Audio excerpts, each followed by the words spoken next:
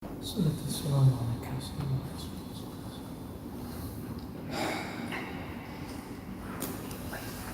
السلام عليكم ورحمة الله وبركاته. وعليكم السلام ورحمة الله. الحمد لله رب العالمين، والصلاة والسلام على سيد المرسلين وعلى آله وأصحابه وبيته وذريته جميعا. اللهم بك أمسينا وبك أصبحنا وكان حيا وبك الموت وبك النشور. اللهم إنا نسألك خير هذا الليل وخير فيه وخير بعده، ونعوذ بك من شر هذا الليل وشر ما فيه وشر بعده. اللهم إنا نسألك الخير كله مما علمنا وما نعلم، ونعوذ بك من الشر كله مما علمنا وما نعلم، إنك أنت أعلم الغيوب. لقد جاءكم رسول من أنفسكم عزيز عليه ما عنتم حريص عليكم بالمؤمنين رؤوف رحيم. فإن تولوا فقل حسبي الله لا إله إلا هو عليه توكلت رب العرش العظيم. اللهم صل على سيدنا ومولانا محمد وعلى آله وأصحابه وبيته وذريته جميعا أما بعد.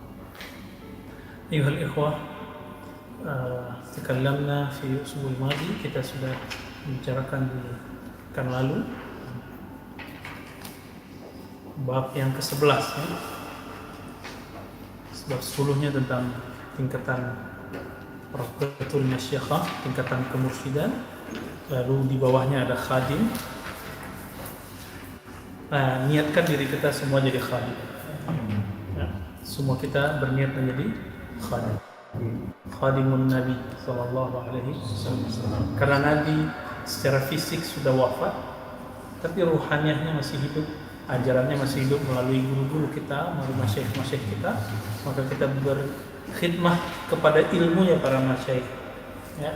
Kami yang belajar kepada guru-guru lalu disuruh jadi guru, diangkat jadi guru, kita nggak butuh khadim, kita butuh antum intan surullah dan suku. Itu makna khidmah, jadi membantu agama Allah, bukan membantu si gurunya. Itu nggak penting, membantu si guru nggak penting ya. Guru itu udah beres sama dirinya sendiri ya.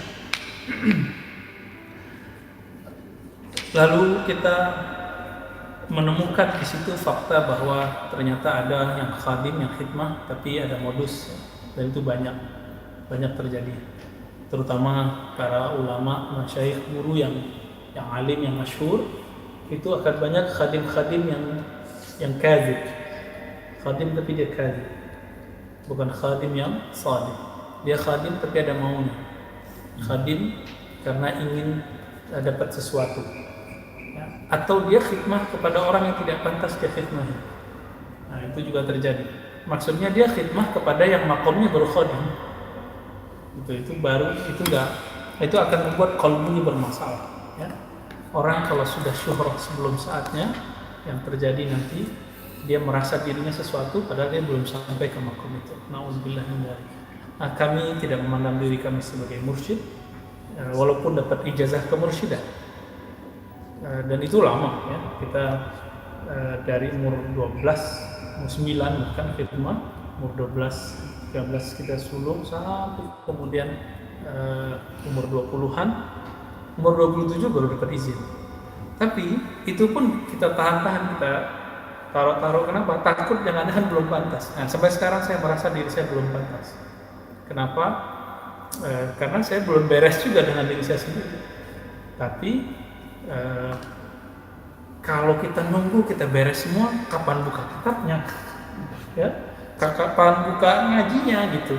Ntar keburu yang lain-lain yang mutasyabbih, yang nggak jelas lisensinya dari mana, ijazah dari gurunya nggak ada, mereka kemudian yang muncul. Maka fardu kifayah kepada orang yang dapat izin dari gurunya, bahkan fardu ain bagi sebagian masyayikh kemudian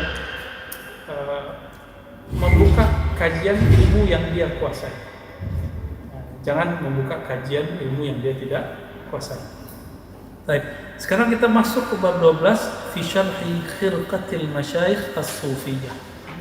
Bab syarah mengenai khirqatil masyayikh as-sufiyah. Khirqah ini lupa bawa ya? Wajib ya. Tapi nggak bawa semua ya. Tapi gak apa-apa, saya juga lupa tuh ya. Adanya di kitab Syekh Tarmasi dan Syekh Saddul Arif itu karya siapa? Ustaz Ali Wafa? Saddul Arif Al-Amir ya. Al-Amir siapa namanya saya lupa. Ya, Saddul Arif. Nah, di situ sanadnya ada.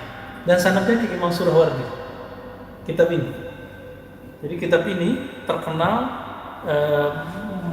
merekam, merekod sanad khirqah sufi. Bagi sufi, sanad ini siqah. Nanti bagi ahli hadis itu urusan lain. Nah, itu dipakaikan ke muridnya. Baik dikasih atau dipakaikan atau ditutupkan kepalanya, terserah. Atau cuma salaman, itu boleh. Yang penting itu sanad khirqah, dan itu terbagi dua nanti. Ada khirqah litabarruk, untuk ngambil berkah. Inilah yang dipakai oleh muhaddisin, oleh ahli hadis. Nah, inilah yang saya ambil dari murid-murid Syekh Yasin Al-Fadani. Ada yang litarbiyah wassuluk, untuk latihan rohani, berguru kepadanya, disebut dengan khirqatul iradah, khirqah al-iradah. Nah, itu simbolnya talqin. Jadi sebenarnya sudah dapat talqin, itu sudah dapat khirqah rohani. Tinggal nanti digabungkan khirqah tabarruknya dengan khirqah ini karena baru satu nih, ke depan di bawah nggak tuh? Nggak, biar semua sekalian, jadi nggak capek bacanya.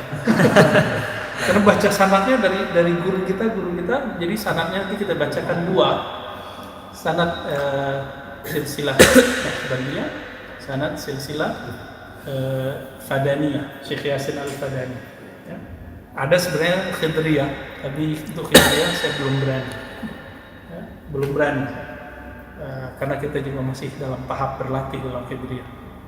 Kebetulan guru saya merevisi khalwat Khidriyah, ya, seharusnya nyepi, bertapa saya ini. Jadi saya udah bilang ke Pak Mahadi nanti mungkin kita jarang ketemu. Alhamdulillah beliau revisi, karena mungkin sudah darurat, sudah genting begini. Akhirnya bertapaknya saya yang ngajar gitu. Jadi kembali ke Thariqah Alawiyah. Sadah Alawiyah, Sahib Ratibul Haddad itu kan punya kitab Risalatul Mu'awanah, kemudian beberapa kitab-kitab yang lain itu menganggap bahwa taklimnya seorang guru itu adalah suluknya, ta'allumnya seorang murid itu juga bagian dari riyadahnya. Setelah lama kita melihatnya.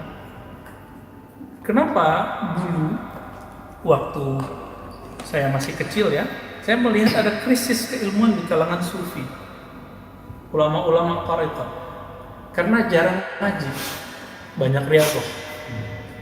Nah ini kita alami ya, ini udah ini ngalamin lah, karena melihat mursyid tarekat tapi nggak ngerti syariat. Mending dia masih ngerti fardu ain, walaupun nggak baca kitab nggak apa-apa, tapi minimal dia mengerti fardu ain. Nah ini nggak mengerti sama sekali. Akhirnya ya nggak bisa disalahkan juga kalau ada orang mengatakan sufi zindiq. Kalau faktanya itu, tapi apakah mereka sufi? Belum. Mereka baru orang yang intisab ke thariqah tapi belum berhak dengan sebutan sufi. Sufi ini kayak selevel dengan faqih. Apakah semua pelajar fikih disebut faqih? Apakah semua dosen yang mengajarkan fikih itu faqih?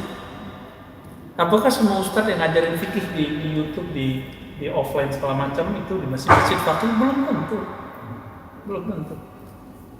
Begitu juga kita yang sama. Tapi ciri-ciri antum sudah dapat otoritas, itu gurunya bilang lo kamu ngajarin ini kitab nih. Itu udah ijazah lengkap tuh kamil, ya. Ijazahnya kamil langsung. Baik. Kita langsung baca ya. Sebelumnya biar lebih berkah kita baca surah Al-Fatihah. Kita hadiahkan untuk silsilah guru kita, baik dari silsilah thariqah ataupun silsilah kitab ini, kepada Maulana Al-Imam Abi Hafsin Umar As-Suhrawardi. Al-Fatihah.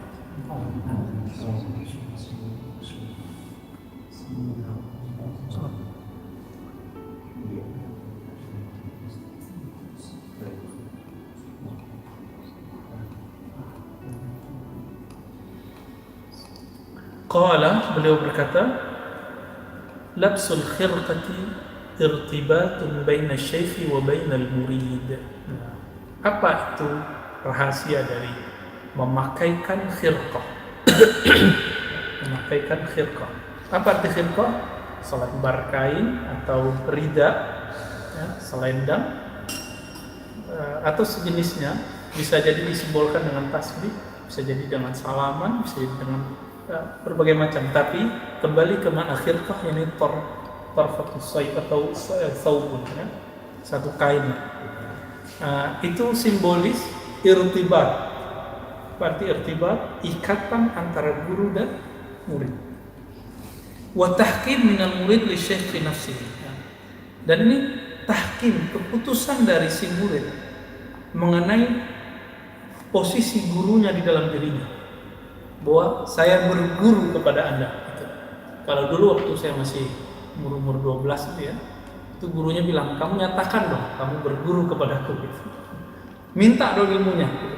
Kita kan nggak ngerti, masih kecil kan, dikira gitu, badan sih gede. Akhirnya kita coba, ada yang ngomongnya lucu, diketawain, tapi diterima ya. Itu juga disebut tahkim. Dan ini masuk pada khirqah ma'nawi. Jadi khirqah secara praktisnya dibagi dua. Ada yang hakiki dengan libas, dengan thawb, pakaian. Ada yang dengan simbol-simbol tadi. Kayak tadi ya, saya nyatakan saya berguru, saya mau belajar gitu. Nah, itu sudah disebut khirqah. Jadi antum yang sudah dapat talqin itu sebenarnya secara maknawi sudah dapat khirqah. Itulah yang paling inti. Itu yang paling inti dari khirqah. Ya. Adapun di luar itu simbol aja. Wa tahkim sa'ighun fi syar'i limasalih dunyawiyatin, ya. Tahkim itu dia mencakup dalam syarat terhadap kemaslahatan duniawiyah, ya. Famadha yunkirul munkir lillabsil khirqati ala talibi sadiqin fi talabihi. Ya, maksudnya ini simbol ketika dia berkhirqah, nanti dia sadar diri, aku sudah punya khirqah loh. Bisa jadi kopi yang dipakein tuh khirqah juga. Ya, kalau masker enggak ya. Nah, itu termasuk simbol-simbol dari khirqah. Nah, jadi kalau saya jadi serban, nah, tapi ulama ahli hadis membedakan antara hadis serban, hadis salaman, dan hadis khirqah. Nah, maka untuk mengikuti tradisi itu kita coba bedakan. Satu-satu nanti kita sampaikan ya. Saya bacakan, tolong dicatat nanti nama-namanya bagi yang bisa nulis bahasa Arab. Lalu setelah itu kita baca satu-satu dan kita ijazahkan. Ya, harapannya yang nanti jadi guru juga diberikan kepada murid-muridnya. Ya. Diangkat dikit ya. Allahumma sholli wa sallim ala sayyidina. Ya. Famadha yunkirul munkir. Lalu apa masalahnya kepada orang yang ingkar terhadap simbolis pemakaian khirqah? Kan itu simbol talibi sadiqin, ya, ala talibin sadiqin, boleh dibaca begitu, atau talibi sadiqin, ya. Kepada talib, murid yang sadiq, yang sungguh-sungguh. Sadiq tidak diartikan jujur itu, tapi sungguh-sungguh sesuai zahirnya dengan batinnya. Fi talabihi, dalam menuntut ilmunya, yataqassadu syaikhan bi husni zannihi wa aqidatin yahkumuhu fi nafsihi. Ya, dia berniat mencari seorang syekh karena husnuzan dan akidahnya yang kemudian dia putuskan dalam dirinya. Jadi misalnya kita berguru ke seorang fulan, itu kan karena kita sudah menganggap, oh dia ini pantas menjadi guruku. Ya. Kan beberapa orang itu ada yang kurang sopan ngomongnya, ya. Tapi itu benar sebenarnya. Zikirin dulu saya, ntar kalau saya ngerasain enak zikir kamu, nanti saya jadi muridmu. Ya, tapi itu kurang sopan gitu. Bener gak? Bener, tapi jangan dilafazkan. Karena kalau udah begitu live deh, kalau tersinggung gurunya live deh, dia gak akan menemukan kesuksesan dalam rohani. Karena nantang gitu, ya kan? Kalau kamu bisa ngalahin saya, gitu, itu gaya-gaya. Coba kalau kita ketemu itu perbedaan tradisi nih. Kalau ketemu sama orang Sumatera, begitu gayanya, ya. Ya, dulu Sultan Marhum ya namanya, itu datang ke Sunan Bonang begitu ngomongnya. Dan konon kabarnya belum nggak pulang-pulang lagi. Makanya salah satu kampung di daerah Jawa Timur itu ya, Pasem Jawa Timur. Nah itu sampai sekarang mereka masih punya cerita sejarah lisan tentang Sultan Marhum dari Minangkabau. Apa kata dia? Kalau ente bisa ngalahin saya Sunan Bonang, ya nama beliau kan Maulana Ar-Rabbani kalau nggak salah. Saya lupa namanya. Kalau nggak salah namanya ada Robbani. Nah itu kemudian dijelaskan sesuatu perkara oleh beliau, dan Sultan Marhum ini karena cerdas, dia bisa menganalisa dengan baik dan dia menemukan wah ini orang nggak sembarangan. Akhirnya berburu, ya kita nggak mendengar kabar beliau pulang. Sampai sekarang katanya keturunannya masih ada di sana. Makanya beberapa tradisi di daerah Pantura Jawa Timur itu mirip-mirip matrilineal tapi bukan. Ada mirip-mirip ya beberapa ya, beberapa di Kampung Palang itu, di Tuban itu ada. Ya wallahu ta'ala a'lam.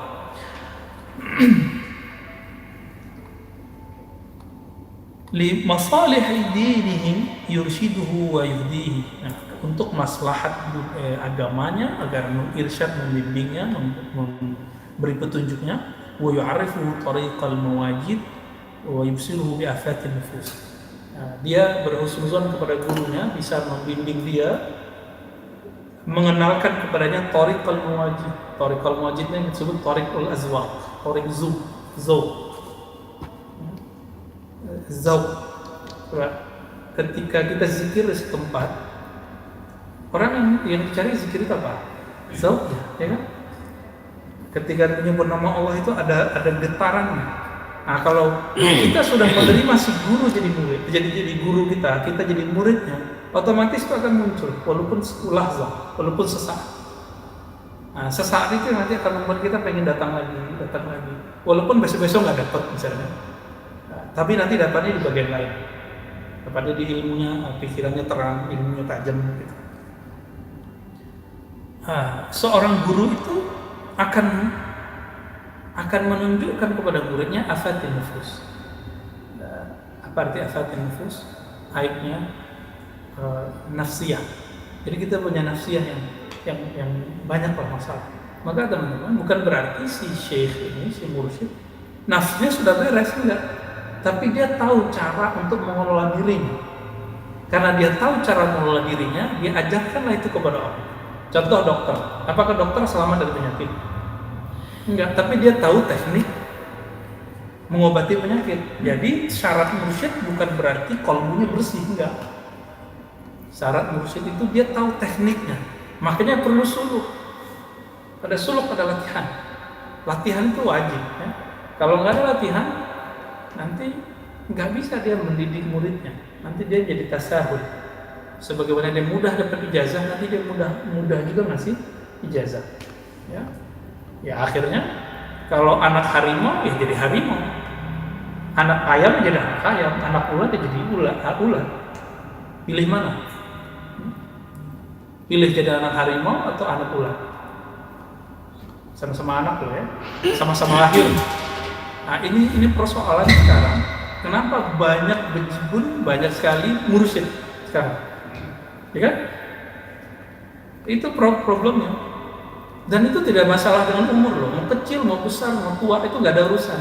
Justru yang bagus itu anak muda yang dapat ijazah mursyid itu, bukan orang tua. Kenapa? Kalau dia dapat ijazah di satu tarekat, nanti dia belajar lagi tarekat yang lain. Nanti dia banyak pengalaman. Di situ nanti ada kedahsyatan. Jadi jangan nunggu tua belajar tasawuf.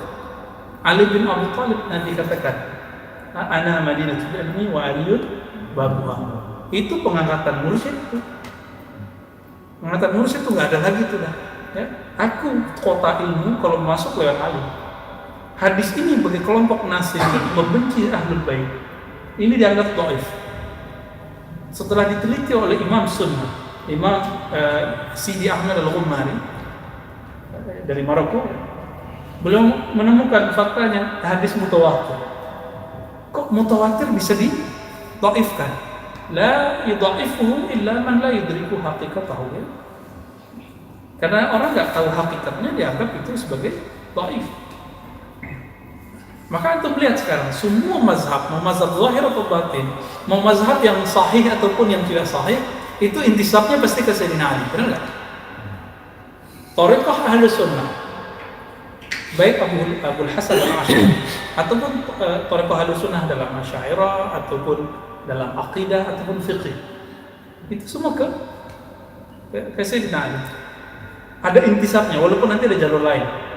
Misalnya thariqah Naqsyabandi, ada jalur ke Abu Bakar As-Siddiq, Suhrawardi nanti ada ke sahabat-sahabat yang lainnya. Tapi semuanya pasti ke Ali, pasti ada ke Ali. Bukan berarti silsilah ke Ahlul Bait dia Syiah, karena Syiah nggak punya thariqah sufi. Thariqah sufi hanya Ahlus Sunnah wal Jamaah. Jadi tidak berarti kalau kita sebut Sayyidina Ja'far, Sayyidina Musa Al-Kazim, kemudian kita menjadi Syiah, tidak. Justru karena kita cinta Ahlul Bait. Baik? Nah, sanadnya Naqsyabandiyah, Qadiriyah, Syaiziliyah, semuanya kan ketemunya ke atas sama semua. Penamaan itu belakangan. Kita buka. Naqsyabandiyah ke atasnya Abu Yazid Al-Bustami.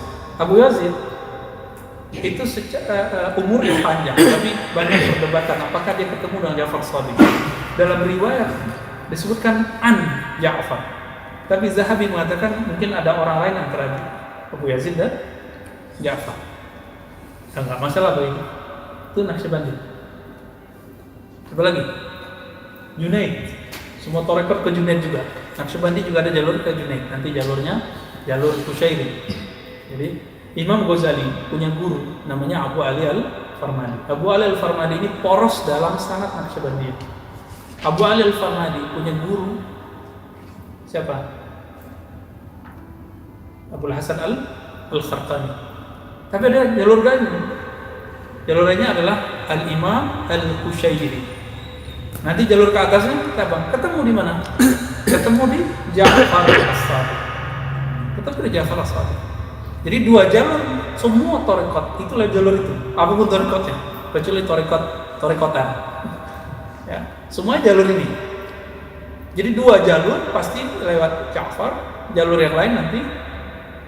Ya, ini ada khasasnya, ada yang ke Hasan Al-Basri, ada yang kemana gitu. Maka teman-teman semua, benarlah Nabi mengatakan Anas Madinatul Ilmi wa Aliyum Bapak. Saya menyaksikan itu. Sayyidina Ja'far itu gurunya Malik, gurunya Abu Hanifah. Apa kata Malik? Laula Ja'far lahalaka Malik. Malik itu sudah mencapai popularitas. Kalau nggak ketemu Ja'far, yuhibbu syuhrah, maka dia pasti suka popularitas. Ketika datang Khalifah mengatakan, apa kata Khalifah? Malik, itu kitab Muwatta kita jadiin buku konon aja. Kalau dia egois, dia ada syuhrah di kalbunya, dia mengatakan oke. Tapi kata beliau, insaf, kita sebut insaf, sadar. Di luar sana, di luar kota Madinah, ada orang lain yang dapat riwayat yang tidak aku dapatkan. Di sana mereka bertemu murid-muridnya, para sahabat yang menyebar di waktu Nabi SAW wafat. Kalau dipakai Muwatta nanti bisa tabrakan. Maka tidak ada ceritanya penyetaraan hukum fikih dalam satu negara, di suatu tempat di dunia, ya. Nggak mungkin. Maka disinilah saya paham. Inilah rahasia kenapa Piagam Jakarta dihapus nomor pertamanya, lalu dijadikan kalimat yang lebih tinggi, ketuhanan yang Maha Esa. Coba kalau yang lafaz yang dulu, apa? Kewajiban menjalankan syariat Islam bagi pemeluk-peluknya. Syariat mazhab yang mana? Syafi'i versi Muhammadiyah atau versi NU? Beda lah ya. NU generasi awal atau generasi setelah Syekh Hadratus Syekh. Hadratus Syekh melarang maulidan, melarang haul. Tapi murid beliau melihat larangannya sudah tidak ada.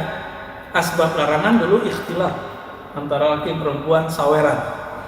Ketika itu sudah tidak ada dan syiriknya sudah hilang, khurafatnya sudah hancur, maka murid-murid yang mengadakan haul. Begitu.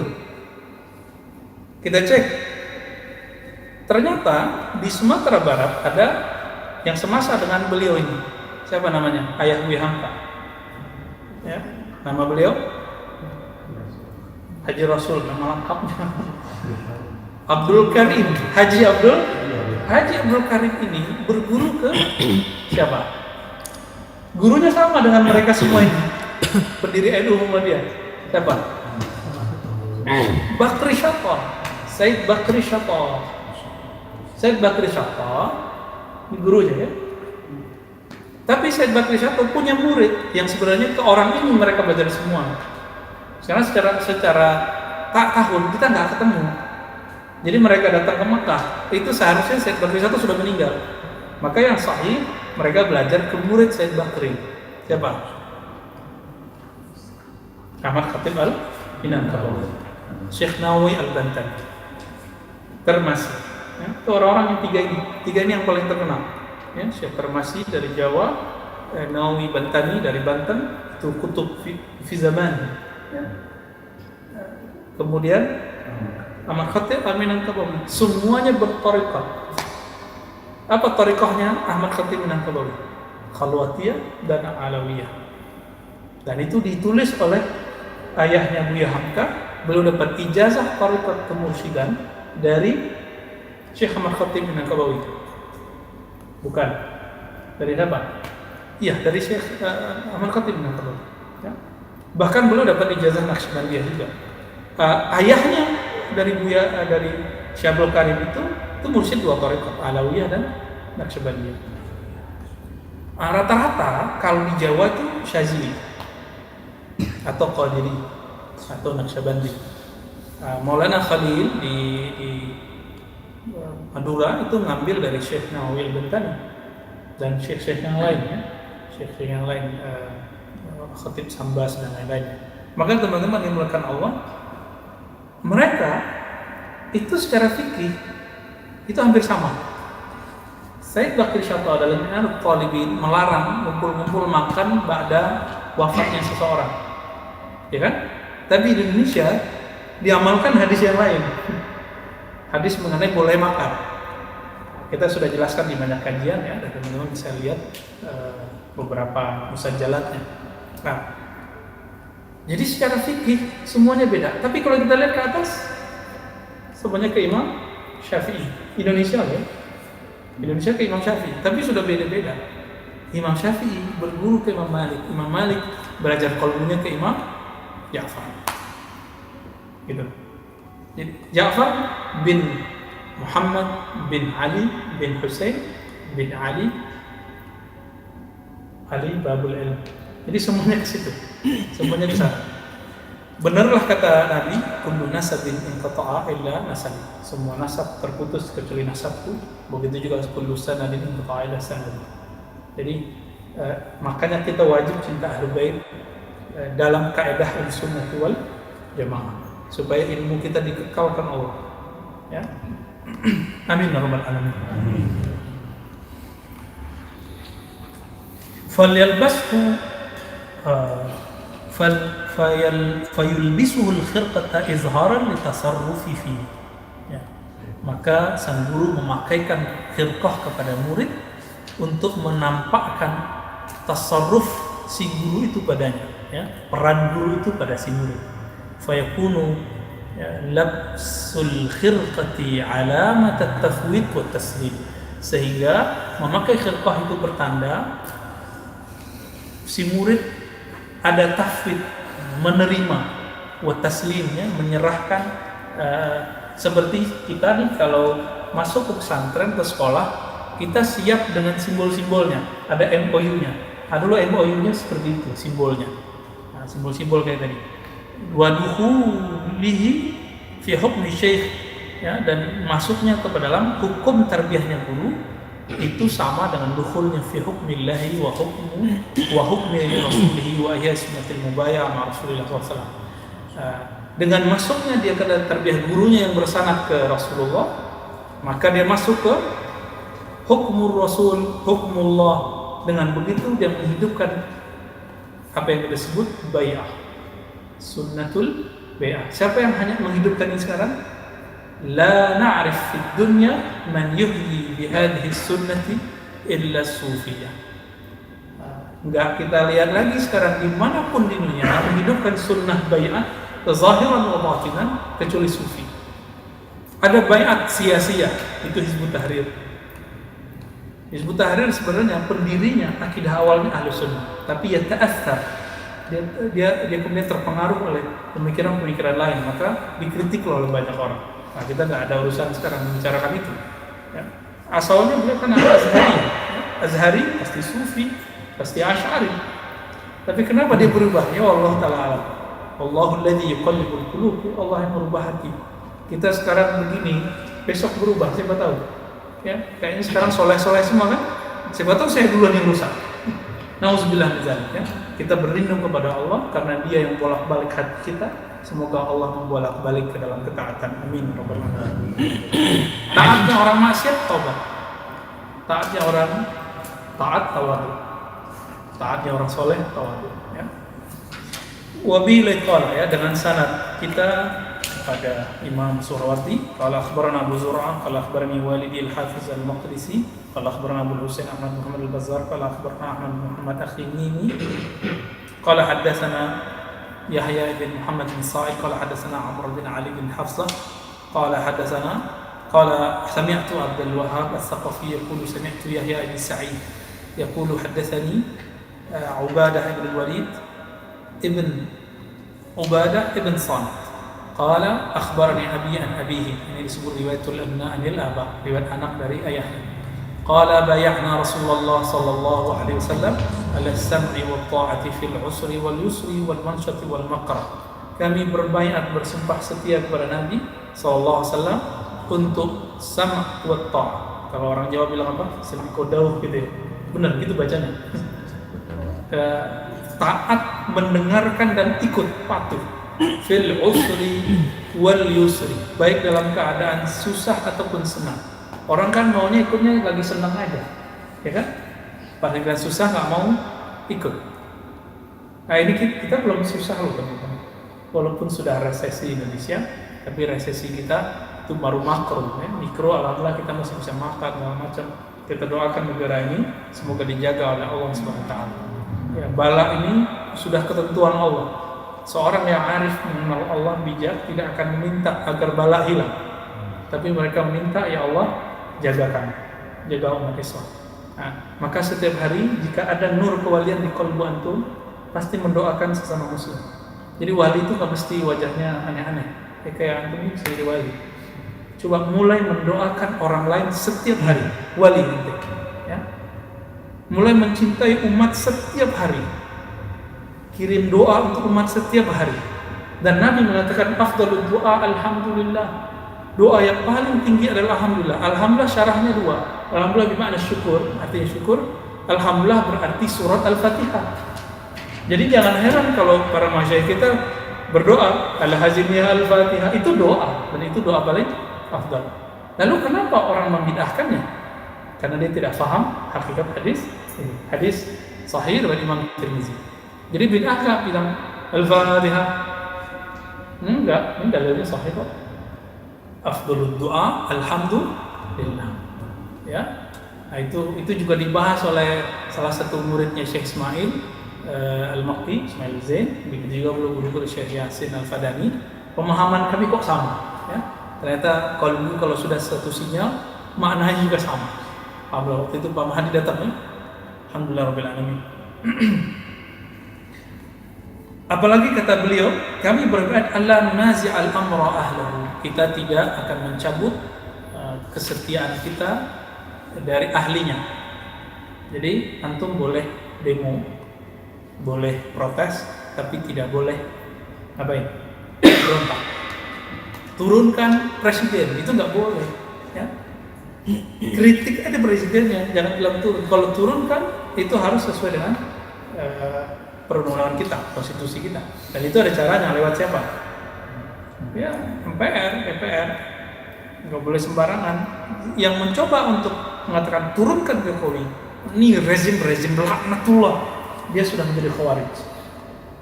Ya, kan banyak sekarang yang begitu. Ya, auzubillah min dzalik. Wa an naqula bil haqqi haitsu kunna wa la nakhafu fillah wa la nakhafa fillahi lawmata la'im fa fil khir. Sampai situ titiknya. Dan kita mengatakan kebenaran di saat kapanpun, wa la nakhaf fillah. Kita tidak takut dalam berjuang di jalan Allah SWT apabila ada yang mencaci maki. Saya yang dibully, yang marah Buya Zulfikar. Ya, saya yang dibully, yang marah Musawardi. Ya. Saya yang dibully, yang marah antum. Ya nggak apa-apa, terima kasih marahnya. Tapi jangan marah bil hawa. Ya, jawab, layani aja kalau ada orang yang hujat-hujat itu dengan cara yang sopan. Ya. Paling-paling mereka bilang gitu kita nih. Allah yahdi, ya. Semoga Allah kasih hidayah kamu ke kita. Ya kita aminkan dong. Ya kita didoain. Ya masa nggak mau didoain? Paling-paling mereka nantang ini. Karena di akhirat kita lihat siapa yang benar. Nah, itu kan gaya Murji'ah. Bercampurlah dalam dirinya sifat Khawarij dan Murji'ah. Na'udzubillah min zalik. Kita senyum-senyum aja. Tapi kalau nggak kuat hantaman zikir di qalbu, kena dikit masalah tadi, itu akan down. Ya, dikata-katain dikit, itu down. Nah, semoga Allah menjaga kita semua dari futur. Itu namanya futur. Jadi ketika down itu namanya futur. Dan itu ada di kitab ini loh istilahnya. Namun kemudian istilah itu dipakai oleh Thariqah Hasafiyah. Salah satu kader Hasafiyah yang paling sukses itu adalah Syekh Hasan Al-Banna. Syekh Hasan Al-Banna. Makanya saya cinta ke Hasan Al-Banna. Cuma karena pengikut setelah Hasan Al-Banna itu terkena gerakan takfir, yaitu Said Qutb. Nah, kita hati-hati dengan tafsirnya beberapa surah Al-Maidah. Beberapa aja. Enggak semua dari Said Qutb itu jelek. Ini hati-hati aja ya. Ya, wa nuhibbu, kita mencintai beliau dan ayah beliau seorang ahli hadis juga, pengajar Musnad Ahmad, dan beberapa persaksian orang yang tua akidahnya akidah ahli sunnati wal jamaah. Baik. Titik di situ ya. Fa fil khirqati ma'nal mubayah. Maka dalam khirqah di situ ada sumpah. Jadi teman-teman, saya tidak ada lagi bayat itu nggak ada di saya. Di majelis kita nggak ada. Tapi siapa yang sudah talqin, maka kita sudah menghidupkan itu. Kita sudah menghidupkan itu. Yang sudah dapat iman zikir, maka telah bersambung rohaninya secara sanad zikir kepada Rasulullah Sallallahu Alaihi Wasallam. Walaupun kita nggak pantas untuk mengajarkan itu sebenarnya, ya. Tapi mau bilang nggak pantas lagi sampai kapan gitu? Ketawaduan. Orang sok tawadu itu jadi nggak tawadu. Baik. Wal khirqatu atbatud dukhul fi suhbah, ya. Jadi khirqah itu menjadi simbol ketika seorang masuk dalam bersuhbah. Nah, inilah uniknya para sufi menyebut muridnya sebagai ashab. Tapi murid menyebut dirinya jangan ana sahibuhu, jangan. Sebut saya muridnya. Di situ ada ketawaduan. Tapi si guru menyebutnya teman-teman atau sahabat. Maka itu buka kitab-kitabnya Maulana Imam Abdul Qadir Jilani menyebut ya akhi, ya ikhwan. Di kampung kami dulu ada Syekh Abdul Qadir, beliau Naqsyabandi, Khalwati Samani. Beliau menyebut muridnya ya ikhwan, selalu ya ikhwan. Nah, ini lebih indah, ya. Baik. Wal maqsud al-kulli huwa as-suhbah wa bis-suhbati yurja lil murid kullu khair. Ya. Dan maksud utama kita adalah suhbah, berguru, ya. Wa bis-suhbah yurja lil murid kullu khair. Dengan suhbahlah seorang murid mendapatkan kebaikan, ya. Seharusnya suhbah itu sepantasnya untuk siapa? Untuk Rasulullah Sallallahu Alaihi Wasallam. Tapi Rasulullah kita sudah lihat belum? Semasa dengan Nabi. Karena kita tidak semasa dengan Rasulullah, maka kita cari pewaris ilmu Rasulullah. Nah, siapa mereka? Mereka yang dapat izin dari gurunya untuk menyebarkan ilmu itu. Nah, ini yang disebut Syekh Mursyid Ma'zunun, ya, Syekh yang dapat izin dari guru. Waruya an Abi Yazid Al-Bustami wafat 261 Hijriah, annahu qala man lam yakun lahu ustad fa imamuhu syaitan. Ini riwayat bil makna, ya. Ada ungkapan lain, man lam yakun lahu syaikhun fa syaituhu syaitan. Siapa yang tidak punya syekh, maka syekhnya adalah syaitan.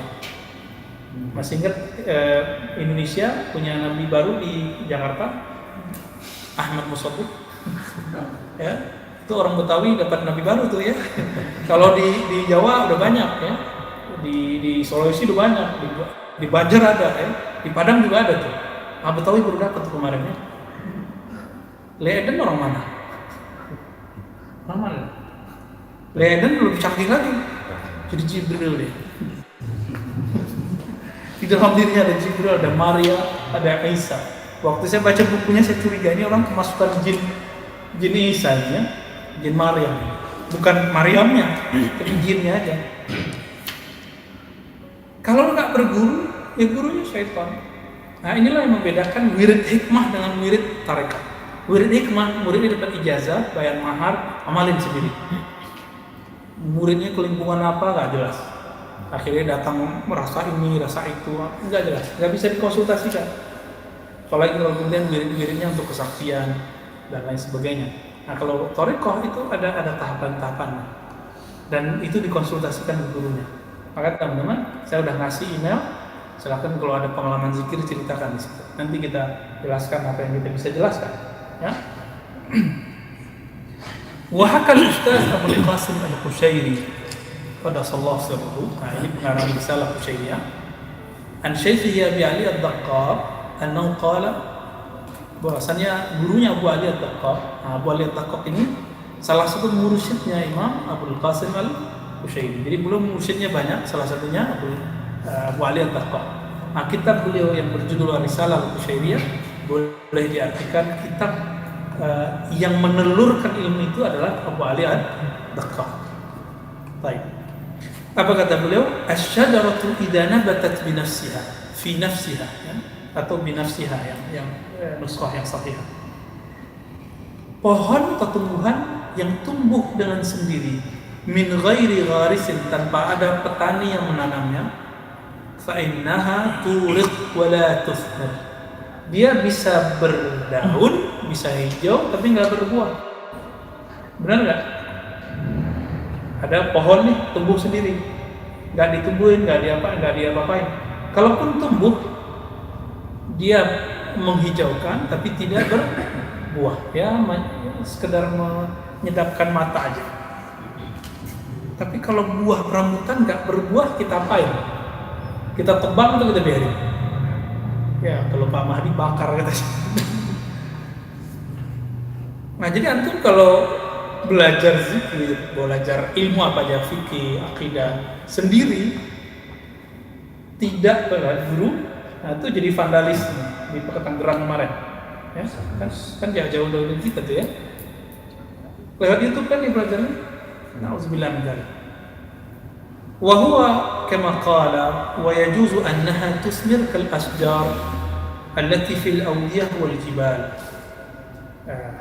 Barangkali boleh kita sebut dia tusmir, dia berbuah seperti pohon-pohon liar di lembah-lembah dan gunung. Oke, nggak apa-apa.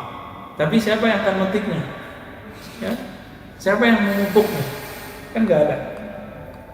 Walakin la yakunu li faqihatiha ta'mu faqihatil basatin. Coba, kalau ada pohon-pohon yang tumbuh, jambu biji misalnya, tumbuh di lembah-lembah, tumbuh sendiri karena tanahnya bagus, dia berbuah. Apakah buahnya sama dengan buah yang kita beli di supermarket? Swalayan. Kenapa beda? Swalayan adakah garis si petani yang merawatnya? Ada. Ini pelajaran semua, ini yang disebut ayatullah. Wa min ayatihi, itu dia. Inilah ayat-ayat Allah.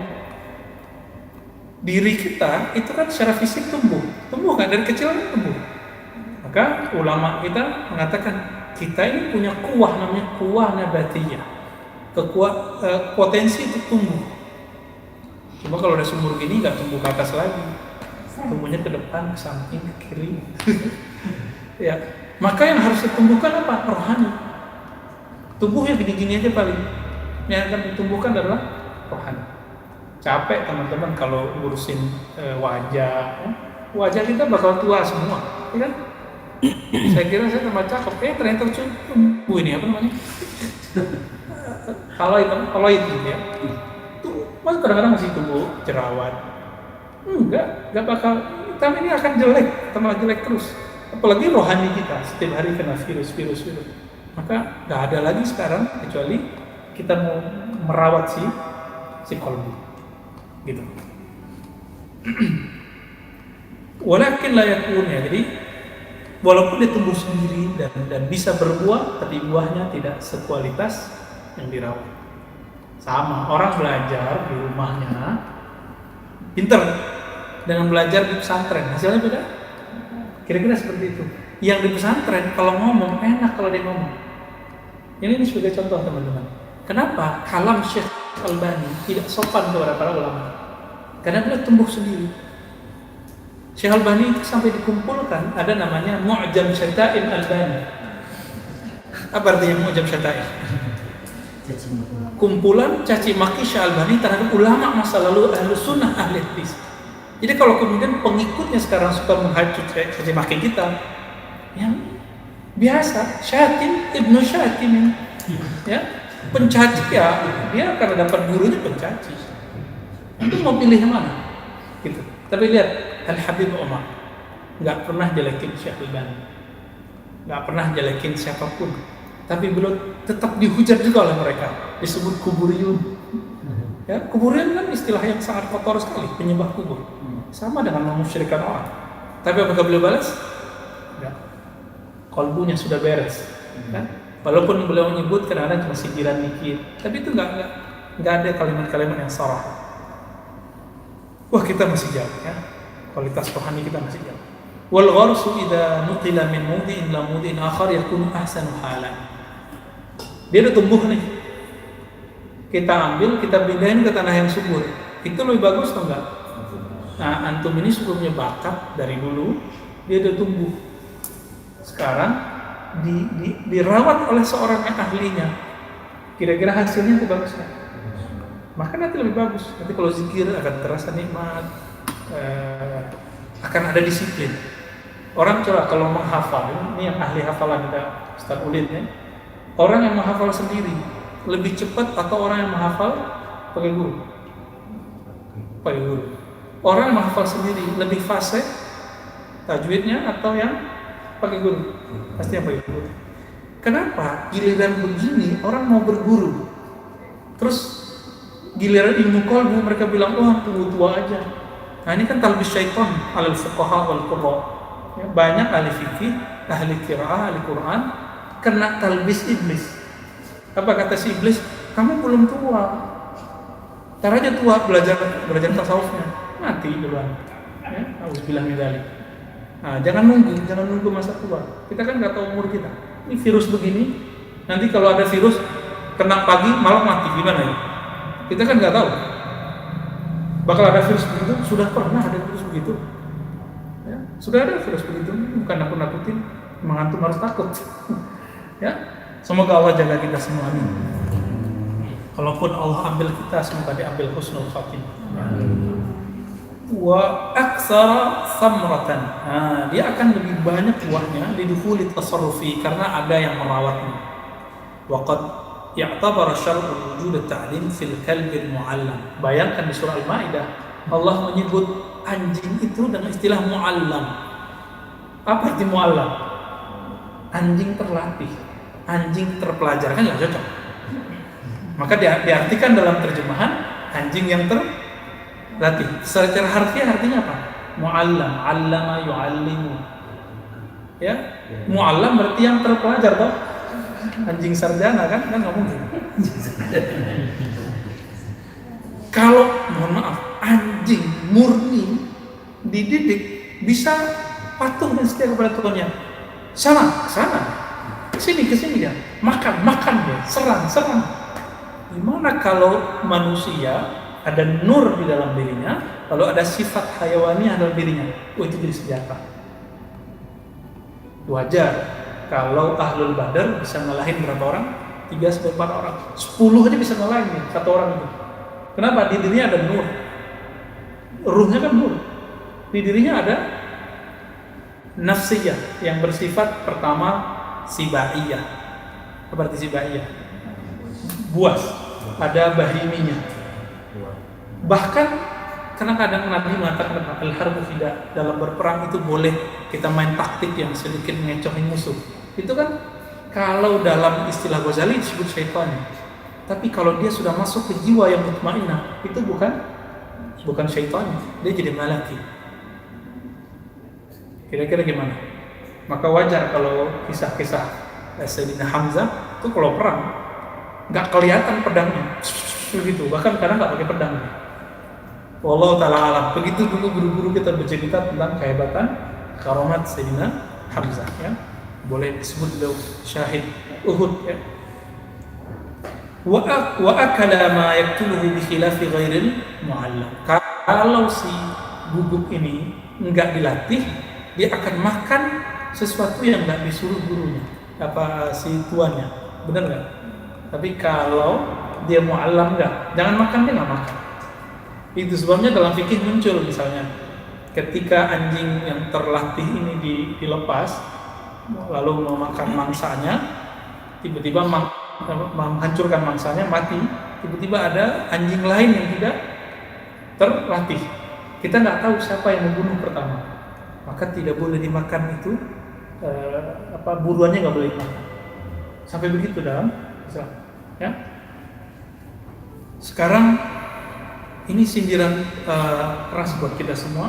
Sekarang banyak yang versi begini, ya. Dia belum terlatih sudah jadi muallim, gitu. Wa sami'tu katsiran minal masyayikh yaquluna man lam yara muflihan la yuflih. Aku mendengar banyak guru berkata, siapa yang tidak pernah melihat orang yang muflih tidak akan pernah mencapai kesuksesan. Makanya perlu ada namanya murabbi atau mentor, ya. Jadi mentor itu kalau kita belajar Quran, mentok nih baca nggak bisa, kita nanya gimana cara bacanya dulu. Saya masih ingat dulu masih hidup beliau, ya, Abu Yadah Al-Muqri, umurnya udah 86-87 sekarang. Beliau itu ketika kita nggak bisa, ya, rotannya naik tuh. Pernah kita nggak bisa baca, kita nanya baik-baik, maaf, saya manggilnya Atu, maaf, ini bacanya gimana? Boleh jelasin, ini cara bacanya gimana? Yang begini ada 7 kali di Quran, ini sekian kali, wah, keluar ilmunya. Nah, ketika kita bertanya ke guru, ada jawabannya, sehingga kita bisa meniru. Teman-teman, orang yang menghafal lewat MP3 yang sama nanti cuma bunyinya, tapi nanti gerak mulutnya sama nggak? Nah, inilah yang terjadi ketika mukrinya, mohon maaf, tidak bisa melihat, maka nanti soknya berubah. Beberapa orang kan baca soknya mulutnya monyong, gitu. Nah, ini karena secara musalsal soknya nggak dapat, dia cuma dengar doang gitu. Coba buka Jazari, apakah begitu cara baca sok? Sok nggak begitu, kan nggak ada. Limaza? Kenapa? Karena dia tidak melihat gurunya. Mungkin dulu ada mukrinya yang la yubsir, yang tidak bisa lihat. Nah, ini sebagai contoh aja, ya. Walana